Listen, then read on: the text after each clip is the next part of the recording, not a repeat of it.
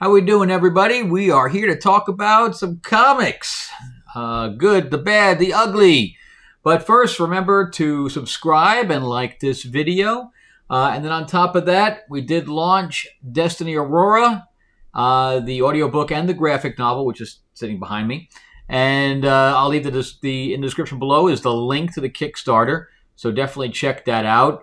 Maybe I'll play a little video here. Immerse yourself in the wildly successful Destiny Aurora universe. The release of the audiobook version marks the newest addition to the franchise. Follow the thrilling adventures of the starship Destiny Aurora and its crew as they hunt for the alien assassin who murdered Jace Carver's wife. Their epic confrontation will change Jace's life forever and keep readers guessing till the end. Go to the link below and listen to the first chapter absolutely free. And wasn't that awesome? That's some good stuff. So definitely check that out.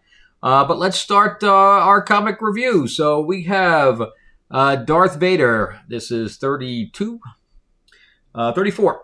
This is 34. And this is that storyline about Vader not being able to control his force powers, so he's just breaking everything. This continues that with Sabe, who is the handmaiden to Padme. Of course, Padme is dead by this point, and she's teaming up with Vader, and he puts her through some kind of a trial where she sees visions of what she could be in the future, and then he says, well, you could either have power or hate or suffer with the hate, and she's like, I choose kind of neither, and at the end, he's like, I'm Vader, all I need is hate.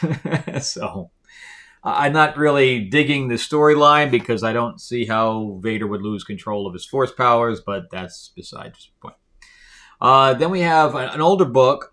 So we have The Magic Order. This is volume 4, but it's number 2. So I'm starting to get these. 4 is already out, and like 4 ends it. So this continues to be kind of a decent thing. I still have no idea what's going on. We have the hero Cordelia, and then we have these villains. So the villains is what we see most of. I mean, one villain and, basically the one here that looks like a dominatrix comes out of a child's head or whatever else, and then she has spiders coming out of somebody else's head and breaks her head open. And then a la Stranger Things, she holds somebody up and cracks all their bones open and all that shit. And then on top of that, we have Cordelia that ends up in some kind of dark dimension. So, and they want her for whatever reason. That's why I'm kind of confused by it. But visually, it's a good book. I just haven't gotten into it because I don't really understand it. Then we have Daredevil, and I think this is kind of reaching the conclusion of Chip Zdarsky's run. So this is number 11. And this was an interesting book. I don't really know how it continues the story so much because it kind of ends kind of abruptly. So at the beginning, everybody's been kind of captured or killed on his island, and the Avengers kind of arrested everybody, and now including his wife, which is Elektra, and now he's got to confront the big baddies that are kind of controlling everything or kind of his opposing thing. And of course, they're like business people. And he says, I'm not going to fight anymore. So let's just get this over with. And I will subject myself to you as long as you release my wife and all, the people. And they agree to it because he shows them, he says, well, you have to show me that you are serious about this and you're going to show loyalty. And he says, okay. And he stabs his eye out, which is kind of gross, but that's what he does. And he doesn't need them anyway, of course, but I'm sure it hurt like hell. And so then it allows them to get close enough. Meanwhile, they released everybody at this point already, and it allows them to get close enough to them to him to take them out. So that was pretty interesting. I don't know where they're going with it, but that's so far so good kind of thing. It was kind of gross. I don't know. Then we have the end of Stargirl. I know a lot of people really like this as Jeff Johns. I like Jeff Johns as a writer, especially on Stargirl because he created Stargirl, and the TV show is extremely good. And but this whole thing about the lost children thing, it really wasn't my cup of tea. Again, a lot of people liked it. It wasn't really my cup of tea, but there was a lot of it's kind of a throwback to the older time and stuff to that effect. So Stargirl and I want to say Red Arrow. I don't remember her name, but she's like Green Arrow's type of protege. So there's a childminder villain in this, and then other villains pop up, and they reprogram the android that pops up, and then I did like the Nestor droids. I thought those were kind of cool. And then they decide that they're going to go full tilt battle with the childminder and this other villain, and then Time Master shows up, and then we find out that Corey, the little boy, is actually the Time Master's younger self or whatever, and they all go back to their time, and only one really had to go to defeat another villain, and he kind of gives up his life to go battle the other villain, but they end up going through a portal, and all the kids come back. Who knows where they're going to stay, who's going to take care of them, but they're all back. And then Corey's kind of left alone to deal with his older self. So anyway, that's that. So that's the end of that, and I'm kind of glad it's not continuing. But I know some people are looking like maybe there's going to be a younger Justice Society or something to that effect. So we'll see what happens with that, but I'm not really interested in it. Then we have Captain Marvel. This is 49. And the reason I have to even look at that is because 50 is the end. Kelly Thompson is now off the book. The book is canceled. The book has absolutely zero sales. So, it's I'm probably one of the only people buying it. I do like Carol Danvers, but this thing has just gone downhill. I keep collecting it, but it just has not gotten any better. And so this is the end of the Brood thing, where they're battling all the Brood, and we have this big 2-page spread of the battle. Binary is killed in the last issue. She stays dead at this point. She teams up with Rogue to garner both sides of the power, so they can kind of split the detriment of the power, and they kill the Queen and everything else, all that stuff. So all that kind of alien type of stuff. Because the Brood are basically like, the Xenomorphs from Alien. But anyway, one more issue left, and that would be the end of Captain Marvel. Which, we have the end of another character, and then we have the end of Captain Marvel, and they're both teaming up in the movie. So figure that out. Then there's a couple of pre-comic book days stuff. So Conan. I like Conan a lot. And it looks like we're starting out with a new thing from Titan. I guess Marvel gave up the license, and now we're going to be in Titan. And this had a very old school feel, and the artwork kind of was old school. I don't know. It started out with him younger though, which I really wasn't a fan of, and it kind of showed, him kind of achieving his destiny, or he will be achieving his destiny, and he starts leaving Hyboria and all that stuff. So, but overall, it had a very old school feel. It was kind of cool.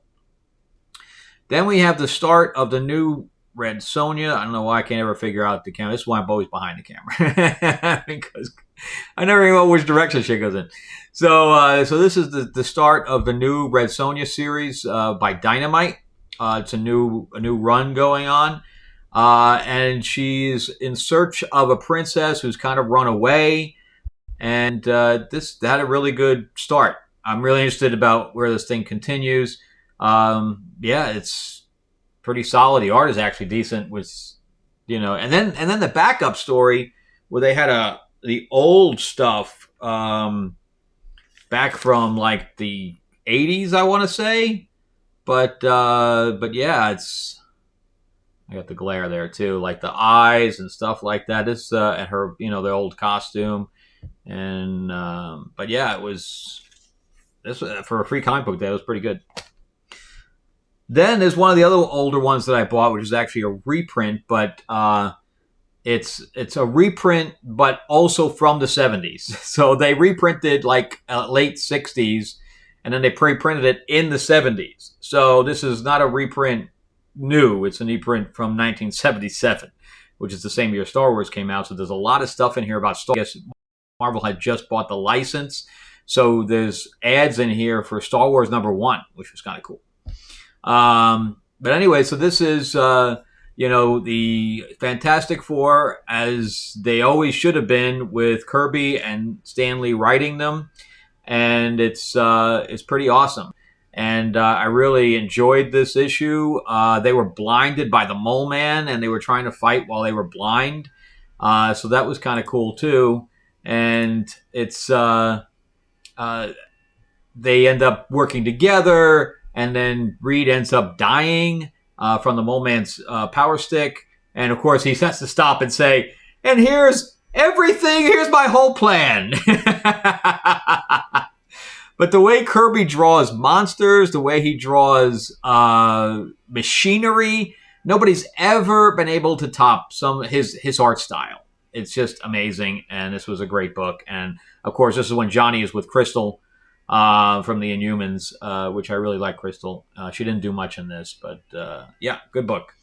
And I miss those days of that Fantastic Four. All right, and then we have another free comic book day. See, I don't know how, I mean, it took me, this is just the stuff that I read, from last week. It's only like 11 books or something like that. There's people that, like Mike Spider Slayer and Drew from Comics Elite, they read like 30 books a week. I don't know how they do it. I could read like a dozen if I'm lucky. This is like holdover stuff, no less, from like Free Comic Book Day. Pretty crazy. All right, so this is like a thing from Lazarus Planet. So they started out with these I guess they're doing 3 new books. So they put 10 pages of each character or each other book that's starting in this book for Free Comic Book Day as like a teaser. So you have like 30 pages in here. And you start out with this supernatural character, Shazo or Shareth or whatever her name was with an X. And of course, because Batgirl, Cassandra Cain, is kind of Asian, of course she's in this because they're doing like an Asian thing, and it's Alyssa Wong writing. And I'm really getting I already dropped Dr. Aphra with her writing that. I'm kind of over her writing. And then you have Constantine come in, and they're complaining because he bought something from her that he said doesn't work. And she's like, yeah, I can't help you if you don't know how to use it. And they're battling, ghosts. And they're like, and she's like, the ancestor. So it's got that old Asian type of supernatural thing going on. The Vigil I actually liked because, and I don't know about the characters of the Vigil because we see them very, very small amount of time. They're just there for Red Hood to fight. That's all they're there for. And he's trying to get something, a canister, and they took it. He's chasing them, and it's all a big thing. But I like Red Hood, and I thought that he was done well in this. And then you have City Boy that Nightwing was in, and he can he finds stuff in the city that people have lost and kind of returns it to them. And then he finds a Batarang, and Nightwing's like, oh, thanks for finding that. And he's like, I got to sell it.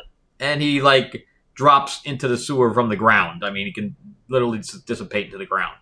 So I don't know. I won't be collecting any of those. But I guess it was neat to kind of get a tease of them. And then last, but of course not least, Spider-Man number 25 that everybody's talking about, Amazing Spider-Man 25, because everybody was like, oh, what's going to happen with Mary Jane in 26? Well, since we already know what's going to happen, because it's all over the internet now, I'm not going to spoil it, but we already know what's going to happen, and it's nothing like what everybody said it was. So this was all about Mary Jane's past. I have not collected Spider-Man at all, but I figured I'd try to pick this up because there was this big whole revelation of what's going on, and I like Mary Jane, and I've been collecting the Mary Jane and Black Cat. And, they gave her powers like a jackpot because she's like, her famous line is, you hit the jackpot, Tiger. And so they had to give her jackpot powers, but now they describe them as runes, but it looks like a 7. It's really retarded, really retarded. But she ends up in this alternate dimension, and Spider-Man's with her, and she's like, no, you have to go back and come back for me later. And she pushes him, so sacrifices herself to stay there. But little did everybody know that time was going to do a different thing. So he's trying to get back to her. But, of course, time has already passed and passed and passed. So she's with this guy, and we don't know if they're romantic or not. And then, they pick up a couple of kids. She doesn't give birth to the kids, but she finds them, and then she ends up creating a little family with them. And meanwhile, there's this other person, and the artwork goes back. I am not a fan of John Romita Jr. at all. Anything that's got his name on it, I usually pass because I don't like his style at all. And they have a second artist in here, so it get bonks back and forth and back and forth. Yeah, it's kind of a mess. And some of the artwork isn't even good because they have her looking like the one from Terminator, Sarah Connor, where she's like the headband, she's got the gun, the foreshortening on the arms is horrible, just horrible. If my artist sends anything back to that, I'd be redo it. And so this is like a double-size issue or whatever else, like 40 pages. And it's all we see is her, and then Spider-Man comes back and to save them. And after all that, what he tried to do, she's like, yeah, I'm with this guy now. Sorry. You're too late. Your window passed. I'm with him now. See ya. Really, I mean, anybody who's saying this is good, which nobody is I don't know, hasn't reading the same thing I'm reading, but the reviews have been quite horrible for it. And the revelation of what 26 is, everybody's kind of cheering, which is not what everybody expected. So anyway, we'll see what happens with 26. But that's all the books I've read this week. There was a Captain America that I did buy from the 70s also that I'll review. I'm only halfway through it. And then, of course, tomorrow is Comic Book Day, so I'll be able to do my pull list tomorrow. And that's it for me. So let me know if you have what you're collecting and if there's anything I should be picking up that everybody's loving. And don't forget to pledge now to Destiny Aurora because it is live and there's a whole bunch of digital stuff that you can get as far as the audiobook. And you also get a whole bunch of printed stuff that I am signing. So I am signing the graphic novel that's behind me, which is 150 pages. And it's only $20 as opposed to the $5 I bought. For whatever. Anyway, it was some of the books were good, some of the books weren't. But anyway, make sure you pledge. I can use all the help you can get. We've been through our last, I think we're into 50 hours now. The thing's been launched, and we still have $1,000 left to go to make it to our goal. So hope I can count all your support, and thank you again so much, and see you soon.